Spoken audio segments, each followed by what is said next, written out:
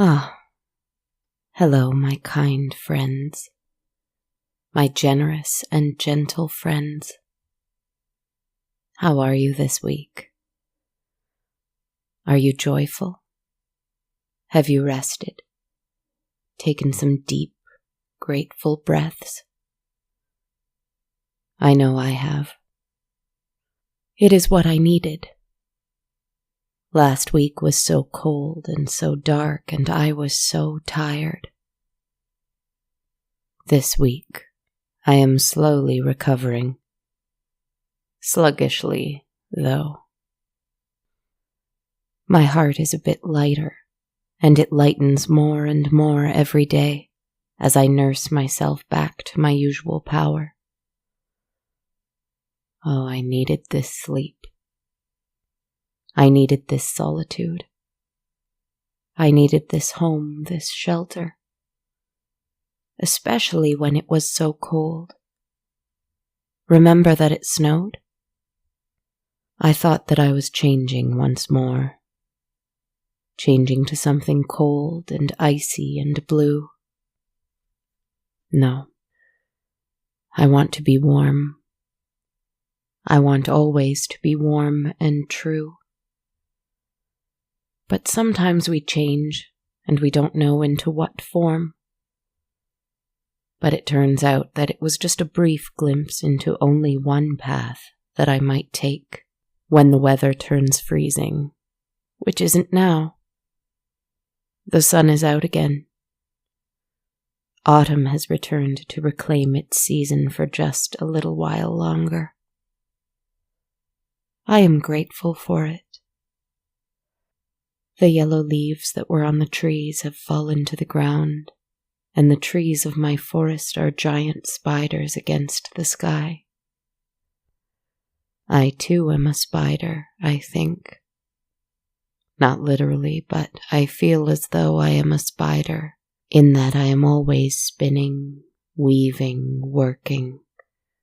And if I do not pause to remember my humanity, then I think all this weaving will consume me and leave nothing behind. Thank heavens I stopped in time to pause, to breathe, to rest. I feel a little more myself now, whoever that is. I stretched and I yawned and I looked in my little mirror. I am still me. Still autumn for now. As the sunlight trickled in and I could smell the crisp decay of the leaves outside, I thought I'd better consider my cards before I decide what path I ought to take this week. I often ask the cards what message I need to deliver, what purpose I need to serve, something that is external. Or last week I dared to ask what my purpose in the world was, and I was given the reply I deserved for such unabashed pride. So fine, I will leave the world alone this week. The world certainly can carry on without me, while I rest and build my strength. And so I asked the cards what it is that I need this week. Do you know what they told me?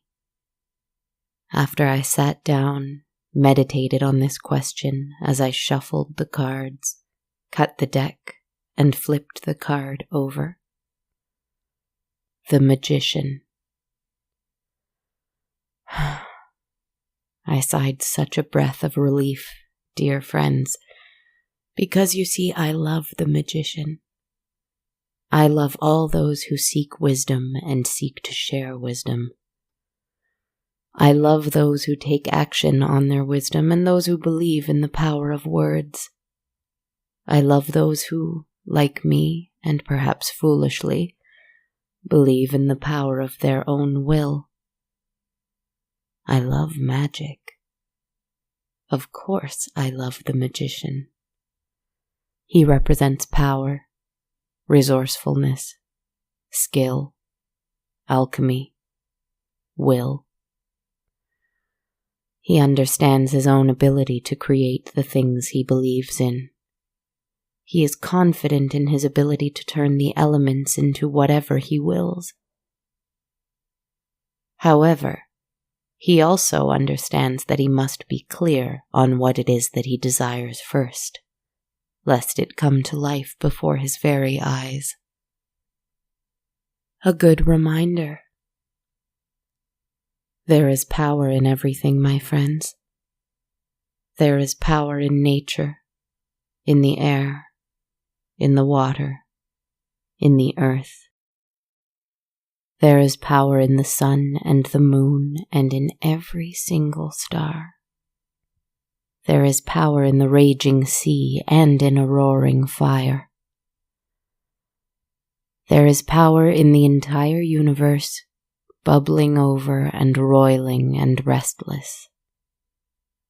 And all this power, remember, all of it is within you too.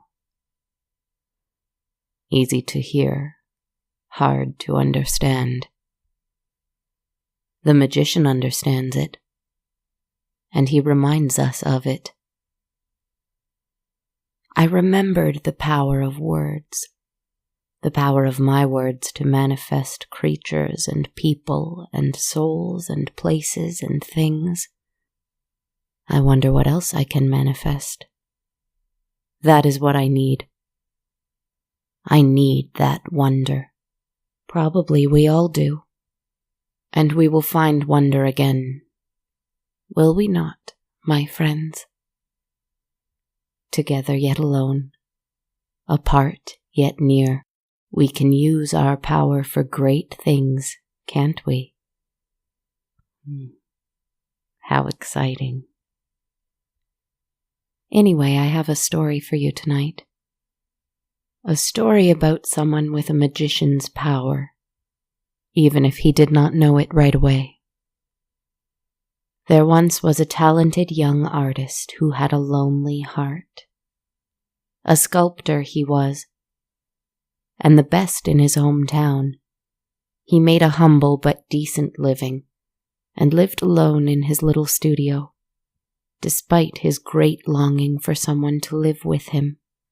But we cannot always have that which we desire, can we, friends? He chose to live close to the market so that he could always have first pick of the finest stone brought back from the marble quarry nearby.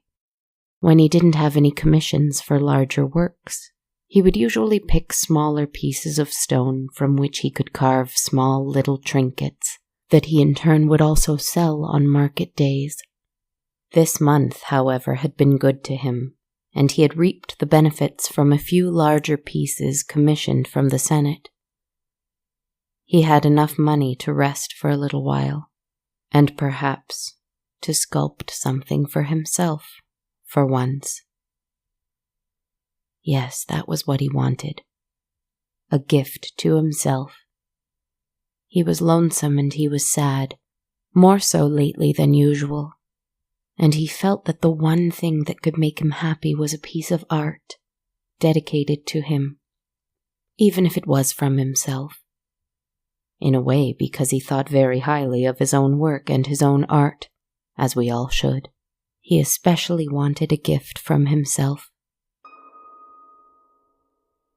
And when he saw the perfect piece of marble waiting for him in the marketplace, taller than he was, and with the most beautiful streaks of gray running through its perfectly luminous white, he knew he had to have it. Decadent, he knew he was being. Impractical, he was well aware he was. But he felt as if he had almost fallen in love with it. He knew he had to have it, and never, ever give it away. Once it was in his home, however, he suddenly was unsure of what to do with it. He sat across from the pristine monolith, and he breathed deeply, and he thought of what he wanted most in the world. Well, what do we all want, really? Love. Honest he was to admit it to himself. Foolish he was to not think further on what that meant. All he had in his mind was love.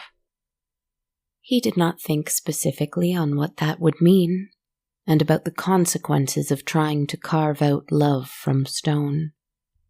How could he? No one had taught him, for not many people know this, but I will tell you now from experience. When you pour your heart and your longing and your desire into something of your own creation, you must be very, very clear-minded and sure of what you are doing, lest your creation come to life along with desires of its own. He took his tools, and he began chipping away delicately at the stone. No gentleman was ever more reverent and gentle with a slab of marble. He knew he was carving a woman, but he did not know yet what she looked like. Every little bit he revealed as he chiseled and honed was a surprise to him. Her exceptionally long face, her overly large eyes, her very strong shoulders, her long and pointed ears, her long and pointed nose, her gentle, puzzled smile. This was no human woman he'd ever seen before. She lived in his heart and his mind, and now she began to live in his studio too, and he adored her. A story we've heard before, no? A story we've been told already? Not quite. A little different. Stay with me. She was beginning to emerge from the stone. First the top of her head, the tips of her ears, her eyes, her nose, her shoulders. And as she did, he fell more and more in love. He spent as much time as he possibly could in the studio, carving and chiseling and cooing to her and loving her, and she grew more and more beautiful to him the more time he spent with her. He sang to her songs of his childhood. He wept to her sorrows of his adulthood, and he could swear that the more he spoke with her, the more loving and gentle her own face became too, and full of its own longing, a true reflection of what he felt and what he desired. But it was his imagination, he knew. The oppressive weight of his idea of reality whispered doubt into his mind, spoke lies to him, told him that he was wasting his time. He could not find love in marble, it said. He could not create love. He didn't have that power. He had no power. The little doubts of false reality can chip away at us, too, and we must learn to stop them from stopping us. But this sculptor, he was in such pain that he did not know how to quiet those vicious little words. Some days he could overcome them, and he kept carving, kept working. Some days they beat him down, and he wept to her while he carved, still dedicated even though unsure. And more, they completely paralyzed him, and he could not work at all. Sometimes he whispered like a lover to her the words, "Be real, please be real." Other times he would yell it at her from across the room in a stupor of grief and pain. Be real for me." And sometimes he would clasp her in his arms and weep against her, repeating those two words, "Be real." And finally, those whispers of doubt, that false reality and the cruel parts of the world plant in our minds, won. And he did stop. He stopped as she had only been revealed from the waist upward. Beautiful, strong, and reaching, for he had made her arms reach forward in a perpetual state of longing, for something she would never have. He simply stopped. He was gone very frequently, and suddenly when he was home he barely gave her so much as a glance. She had almost disappeared from him entirely. He was even contemplating finishing her quickly and just selling her. And what the stone did not know was that this sudden neglect was due to one simple fact. The sculptor had met someone. A woman. Human. Flesh. Blood. It was still early, and he had not spent nearly as much time with her as he had his beautiful marble creation. But human flesh and blood seemed so much more appealing. She was warm. She laughed when he laughed. She wept when he wept.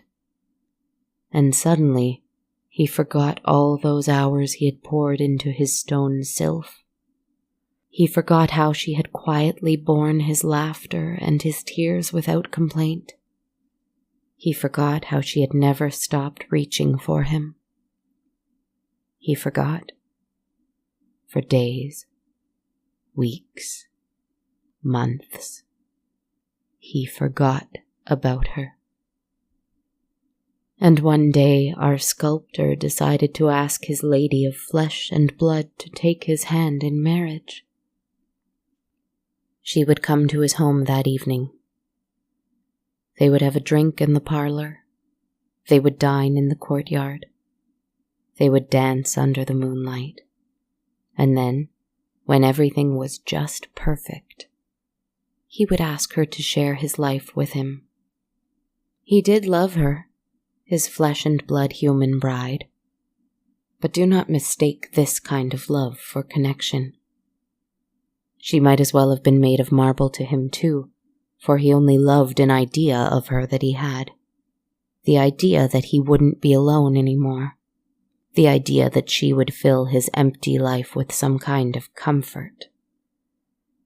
It was a foolish thing, but to someone who has never really known connection with another, love can be hard to understand. He prepared a dinner. He dressed in his finest clothes. He made his home spotless. Except there was that strange half-finished statue, reaching towards him, her eyes on him and unwavering. Had they always been so sad? Had her reach always been that long?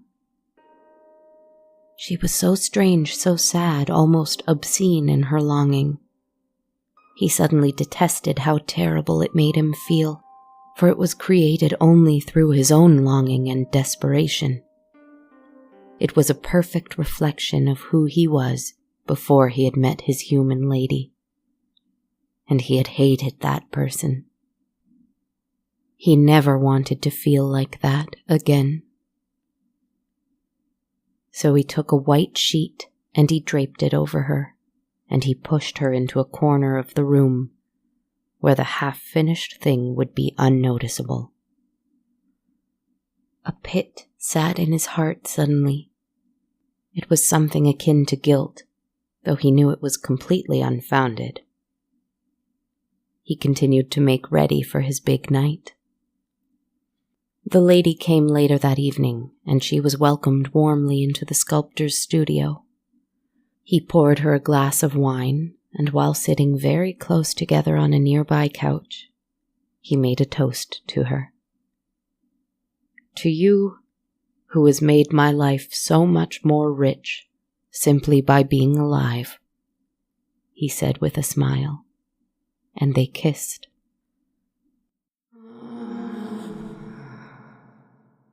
And as they did, the two of them heard a strange, distant, muffled sound. It was something like a little sob, a gasp, a breath, a sigh. The lady asked the gentleman what the sound was, and the truth was that he did not know, and so they forgot about it. They chatted and laughed and gossiped together, until it was time to take supper outside in the courtyard. Over more wine, they continued to speak of nothing very important, and ate a very fine meal he had prepared. "What a lovely evening," the lady said with a light heart and easy smile. "You are fine company for having spent most of your time with stone and chisel." The man laughed in a way that was much more confident than he felt at such an observation. His laughter rang out through the silent night air of the courtyard. And then they heard a sound again.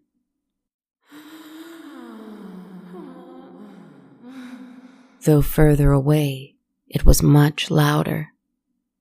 It was a painful, plaintive sound. A sigh again. "What is that?"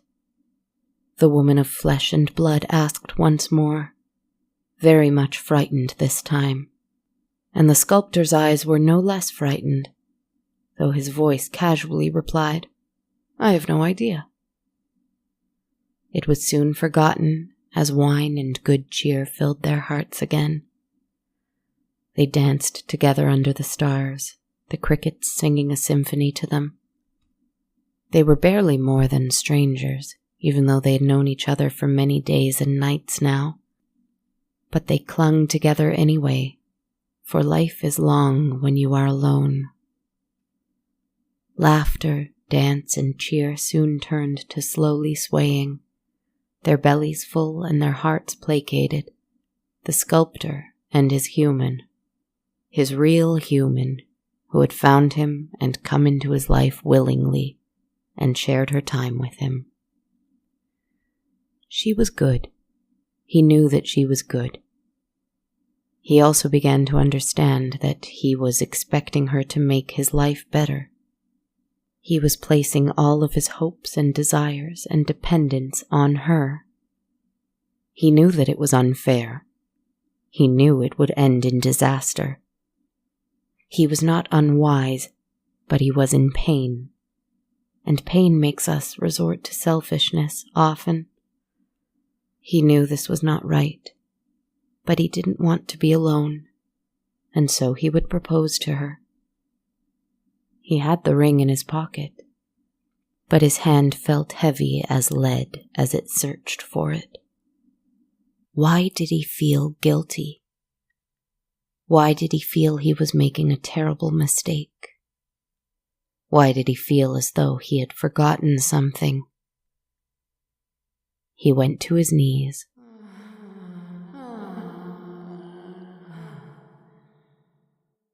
He ignored the sound that came again. His would-be bride was distracted and frightened by it, but fear was soon replaced with surprise as she saw the man before her. He pulled out the tiny box from his pocket. The sound came again, closer this time. The lady trembled. He tried to ignore both of these things as he, undeterred, would achieve the goal he'd set for himself this evening.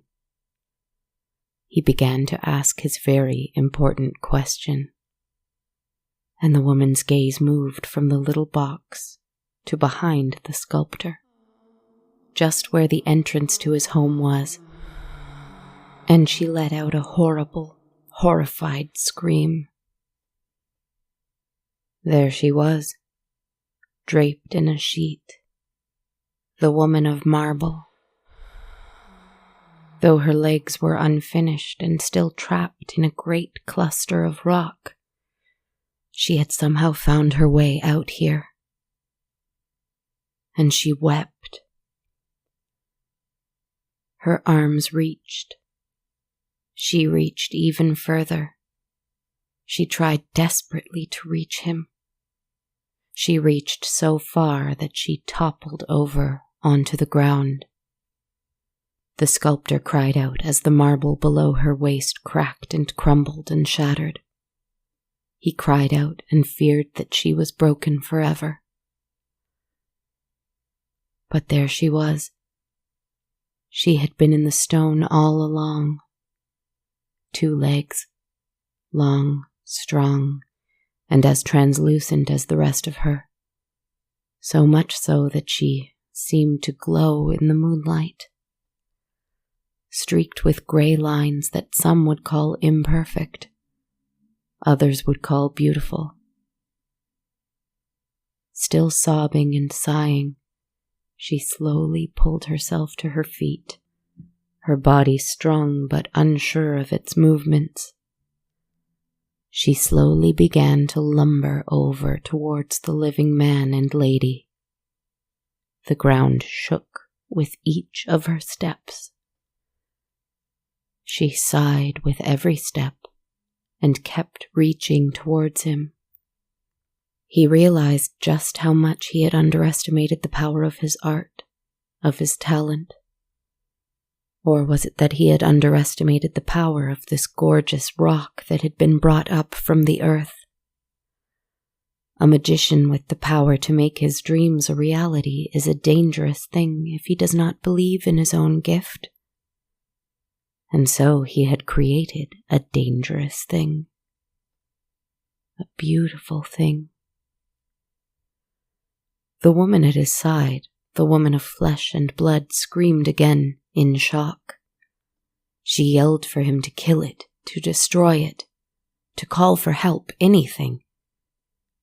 But he did not. He was transfixed.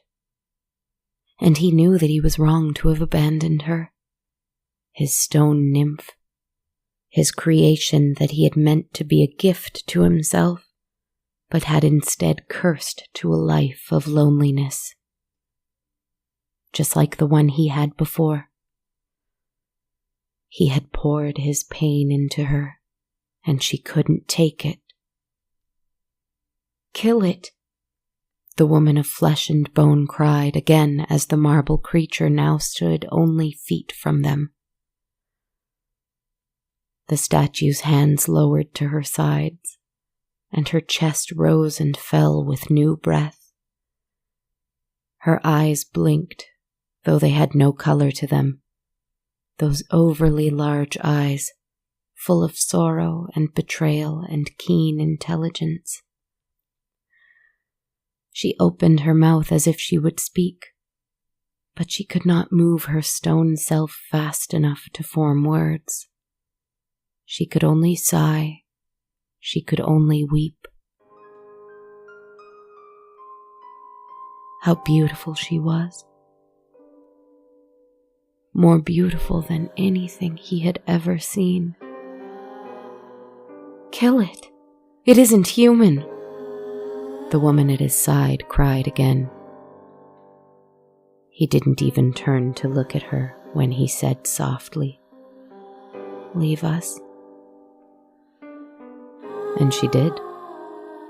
She ran, far, far away, and the human lady never saw him again.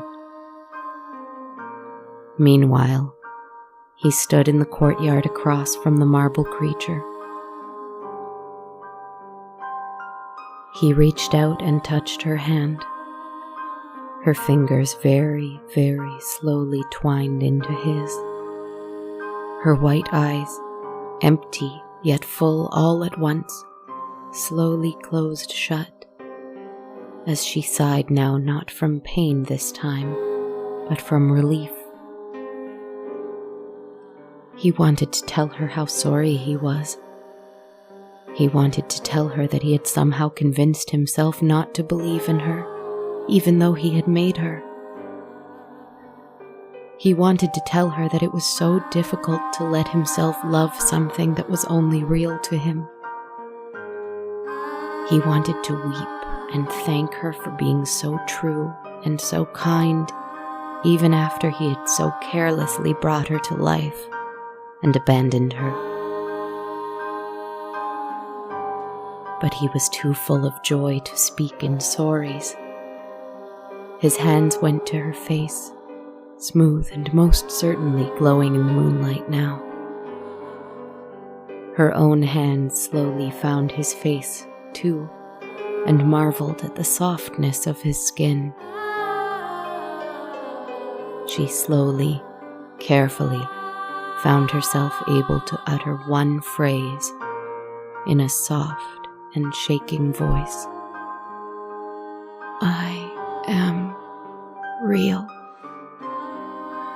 I am real. I am. He interrupted her with a kiss so electric that even the stars took notice. There are details necessary to this epilogue, but not interesting to me, and so I will say them quickly. They could not remain in town after what the human woman saw, and they did not want to remain in town. The Lady of Marble deserved to see something as beautiful as her, and so he sold everything he owned and took her to the seaside, where they lived away from everything else, from everyone else. Because he felt deep guilt even still at his folly of creating something purely for his own selfish heart. So he changed the story, our Pygmalion. Rather than have her live for him, he decided to live for her.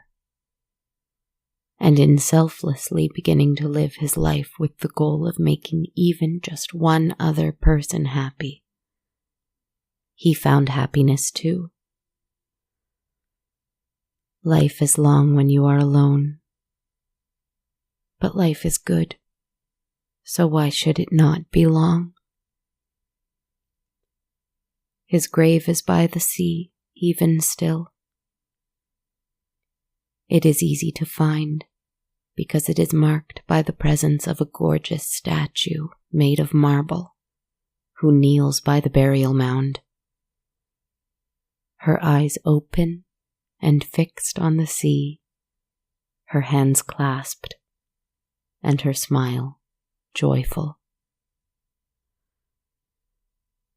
She is only a statue now, I think.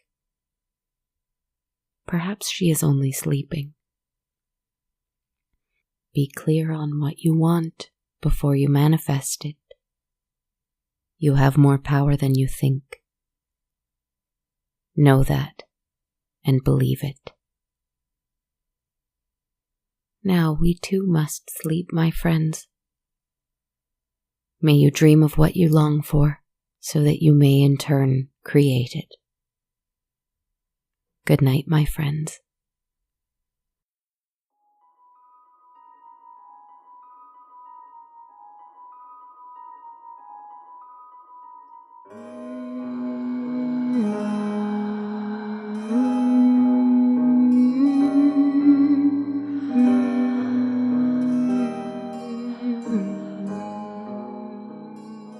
Hi there, everyone, and welcome to episode 119 of On a Dark, Cold Night.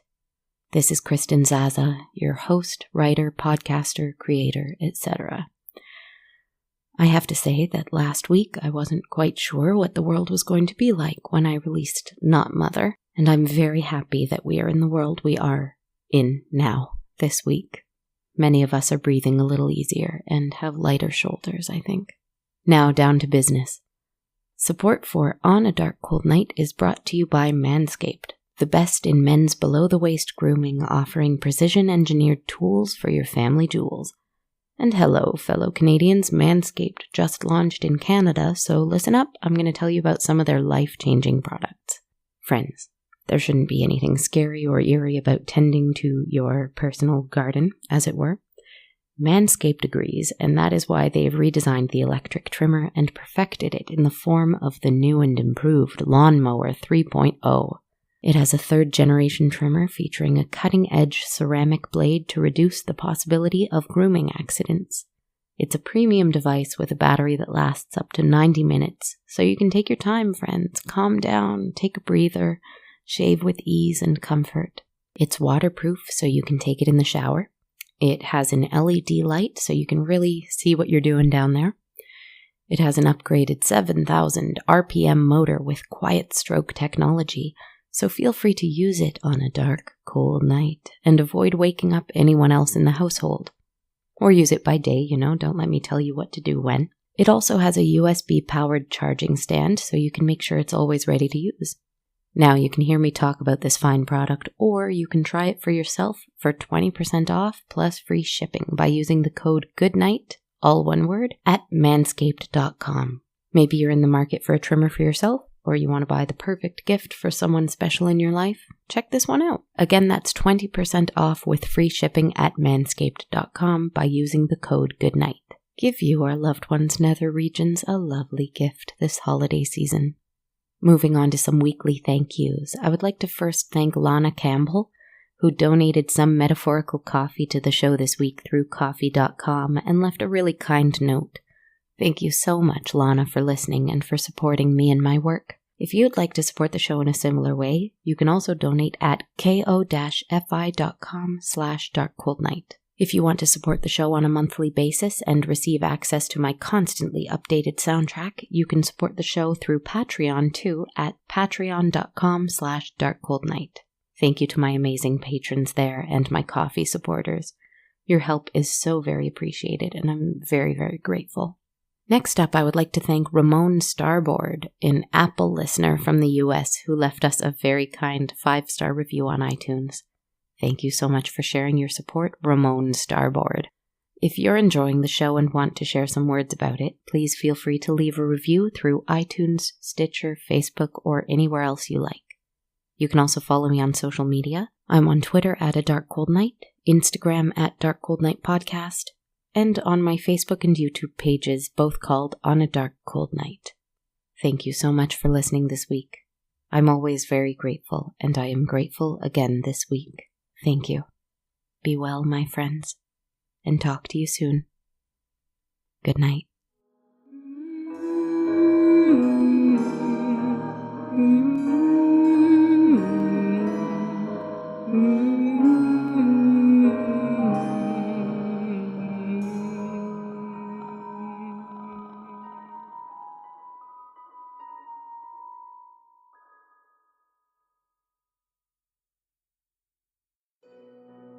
This podcast has been brought to you by the Sonar Network. Sonar.